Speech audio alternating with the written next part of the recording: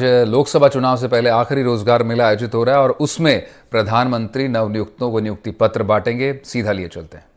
आज जबकि आपके नेतृत्व में एनडीए सरकार के 10 साल मुकम्मल होने जा रहे हैं, तो प्रमाणित तौर पर आंकड़े ये दर्शा रहे हैं कि यूपीए के 10 साल के कार्यकाल की तुलना में आपके कार्यकाल में 10 साल से भी कम समय में सरकारी पदों पर नियुक्तियां कई गुना अधिक हुई। एससी, एसटी और ओबीसी की बैकलॉग वैकेंसी जो कई सालों से खाली पड़ी थी, उनकी पूर्ति भी कई गुना अधिक हुई और बरसों से रुकी हुई प्रमोशंस की भी स्ट्रीमलाइनिंग की गई। भारत सरकार में 3 प्रमुख रिक्रूटमेंट एजेंसीज हैं। यदि बात करें स्टाफ सिलेक्शन कमीशन की, तो यूपीए के 10 साल के कार्यकाल में 2,56,405 नियुक्तियां हुई, जबकि आपके नेतृत्व में 10 साल से भी कम अरसा में दुगने से भी अधिक 5,11,775। यदि बात करें रेलवे रिक्रूटमेंट बोर्ड की, तो यूपीए के कार्यकाल में 4,11,624 नियुक्तियां की गई, जबकि आपकी सरकार के द्वारा 4,92,605। इसी प्रकार यदि बैकलॉग वैकेंसीज की बात करें, शेड्यूल कास्ट, शेड्यूल ट्राइब और ओबीसीज के लिए जो निर्धारित रहती है, तो लगभग 150% अधिक नियुक्तियां पिछले 10 साल से भी कम अरसा में हुई। यूपीए के कार्यकाल में 1,08,034 और एनडीए सरकार के द्वारा आपके नेतृत्व में 2,93,475। इसी प्रकार यदि प्रमोशंस की बात करें, तो हमने वो मंजर भी देखा है, बहुत से सज्जन जिस पद पर नियुक्त होते 20, 25, 30 बरस अपनी सेवा देने के बाद वहीं से सेवानिवृत्त रिटायर हो जाते। उनके दफ्तर के कुलीग उनको फेयरवेल देते, मगर उनके दिल में दर्द रहता। हमने आपके नेतृत्व में उस विडंबना को भी दूर किया। मास प्रमोशंस 4,000, 2,000, 9,000 का सिलसिला प्रारंभ किया और उस स्टैग्नेशन को समाप्त करने का प्रयास हुआ। यदि महिलाओं की बात करें, तो यूपीए के कार्यकाल में जितनी भी नियुक्तियां हुई, उसमें महिलाओं की हिस्सेदारी मात्र 7 या 8% तक रहती है। आपके नेतृत्व में यह भागीदारी दुगनी से भी अधिक, औसतन लगभग 18% और कई रोजगार मेलों में तो महिलाओं की भागीदारी 20%, 22% भी रही। इतना ही नहीं, प्रधानमंत्री जी, आपने देशवासियों को यह जागरूकता भी पैदा की कि रोजगार का अर्थ केवल सरकारी नौकरी नहीं। आपने लाल किले से आह्वान किया startup India, stand up India, और देश में स्टार्टअप्स की संख्या 350-400 से बढ़कर 1.25 लाख, 1.5 लाख तक पहुंच गई और हम स्टार्टअप की दुनिया में तीसरे दर्जे पर आन खड़े हुए।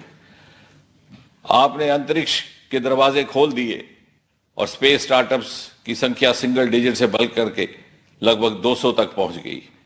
आपने बायो मैन्युफैक्चरिंग स्कीम की बात की, तो बायो स्टार्टअप्स की संख्या 50 से बढ़कर के 6,000 तक पहुंच गई। आपने खादी उद्योग को बढ़ावा दिया और उसका टर्नओवर लगभग 4 गुना बढ़ गया। आपने बेरोजगारों के लिए अपनी जीविका स्वयं कमाने हेतु मुद्रा जैसी योजनाएं लाई और उसकी लाभार्थी भी 60 से 70% महिलाएं रहीं। आपने इंफ्रास्ट्रक्चर प्रोजेक्ट्स को गति शक्ति प्रदान की और हजारों की संख्या में लोगों को रोजगार मिला। उदाहरण के तौर पर यूपीए के कार्यकाल में पीएमजीएसवाई सड़कों का निर्माण केवल 3,80,000 किलोमीटर हुआ था। आपके कार्यकाल में दुगने से भी अधिक, लगभग 8 लाख किलोमीटर। उदाहरण के तौर पर मेट्रो रेल पटरियों के निर्माण की गति यूपीए के कार्यकाल में मात्र 600 मीटर प्रति मास, आपके नेतृत्व में कई गुना बढ़ करके 6 किलोमीटर प्रति मास। और इसलिए जहां सरकारी नौकरियों में रोजगार उपलब्ध रहा, वहां दूसरे साधनों से भी रोजगार उपलब्ध करने का कार्य आपके नेतृत्व में हुआ है। और आज ये जो युवा आपके हाथों से नियुक्ति पत्र प्राप्त कर रहे हैं, ये भाग्यशाली हैं कि अगले 20-25 वर्ष भरपूर ऊर्जा और भरपूर क्षमता के साथ राष्ट्र निर्माण में इनको अपना आप समर्पित करने का अवसर रहेगा। और सन 2047 में जब आज़ाद हिंदुस्तान अपनी 100वीं सालगिरह मनाएगा और आपके सपनों के विकसित भारत का शताब्दी उत्सव मनाया जाएगा, तो उस शताब्दी उत्सव को संवारने का, निखारने का काम भी इन्हीं नवनियुक्त नौजवानों के हिस्से में आया है। परमात्मा इनको सामर्थ्य दे, इनको सद्बुद्धि दे। इसी कामना के साथ प्रधानमंत्री जी, एक बार पुनः आपका बहुत बहुत धन्यवाद। धन्यवाद माननीय मंत्री जी। विकसित भारत में सरकारी सेवाओं को और अधिक नागरिक उन्मुख बनाने के लक्ष्य से मिशन कर्मयोगी क्रियान्वित किया जा रहा है। इस मिशन में जुटे सभी संस्थान एकीकृत रूप से एवं पूर्ण तालमेल के साथ मिलकर काम कर सकें, इस उद्देश्य से इन संस्थानों के लिए एक इंटीग्रेटेड ऑफिस कॉम्प्लेक्स कर्मयोगी भवन की परिकल्पना की गई है। मिशन कर्मयोगी के विजन को प्राप्त करने में यह इंटीग्रेटेड कॉम्प्लेक्स महत्वपूर्ण भूमिका निभाएगा। इस अपेक्षा के साथ मैं माननीय प्रधानमंत्री जी से विनम्र निवेदन करती हूँ कि इस कर्मयोगी भवन की आधारशिला रिमोट का बटन दबाकर रखें।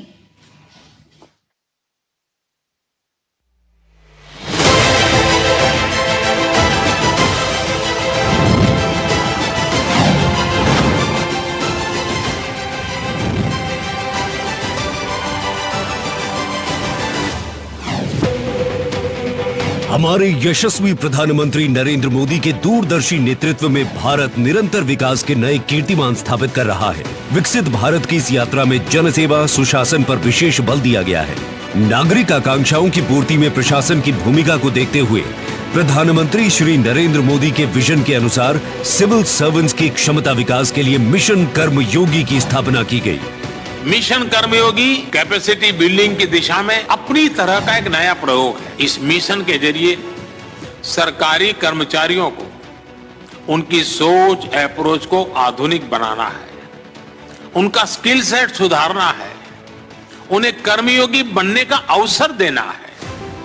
इन्हीं प्रयासों की एक कड़ी है कर्मयोगी भवन, एक एकीकृत परिसर जो कि सिविल सेवकों की क्षमता निर्माण के लिए केंद्र बिंदु के रूप में उभरेगा। मिशन कर्मयोगी के कार्यान्वयन में जुटे संस्थान Karmayogi Bharat SPV, capacity building commission, सचिवालय प्रशिक्षण और प्रबंधन संस्थान तथा कार्मिक और प्रशिक्षण विभाग के प्रशिक्षण विंग एकीकृत रूप से कार्य कर सके, इसके लिए इस इंटीग्रेटेड कॉम्प्लेक्स का निर्माण किया जा रहा है। कर्मयोगी भवन 2 चरणों में निर्मित हो रहा है। आज माननीय प्रधानमंत्री के कर कमलों के द्वारा इसके प्रथम चरण का शिलान्यास हो रहा है। कर्मयोगी भवन सभी प्रशिक्षण संस्थानों, सरकारी विभागों एवं जनसेवा में जुटे संस्थानों के बीच कोलैबोरेशन, कनेक्ट एवं कोऑपरेशन का सशक्त माध्यम बनेगा। इस भवन में क्षमता विकास के लिए विश्व स्तरीय सुविधाएं स्थापित की जा रही हैं।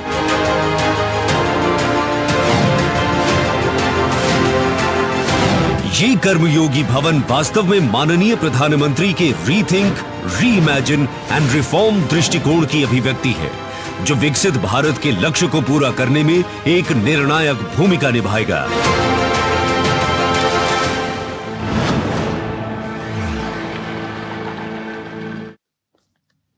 रोजगार मेले की आज की कड़ी एक बार फिर सामर्थ्य, सशक्तिकरण और विकास की अविस्मरणीय अमृत यात्रा का संदेश लाई है।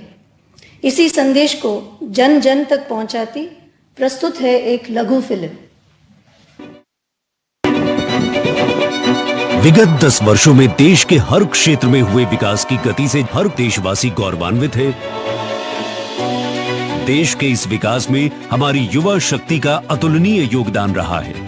आकांक्षा, ऊर्जा और उत्साह से लबालब युवा शक्ति के सपनों को पंख देने के लिए मोदी जी के नेतृत्व में पिछले 10 सालों में लगातार नए अवसर और नई संभावनाएं सृजित की गई हैं। रोजगार के नए अवसर पैदा हो रहे हैं। नए युवा उद्यमी भी रोजगार मांगने के बदले रोजगार देने वाले बन गए हैं। इसी सिलसिले की अगली कड़ी है रोजगार मेला। रोजगार मेला युवा शक्ति के साथ राष्ट्र निर्माण के सपने को सार्थक कर रहा है।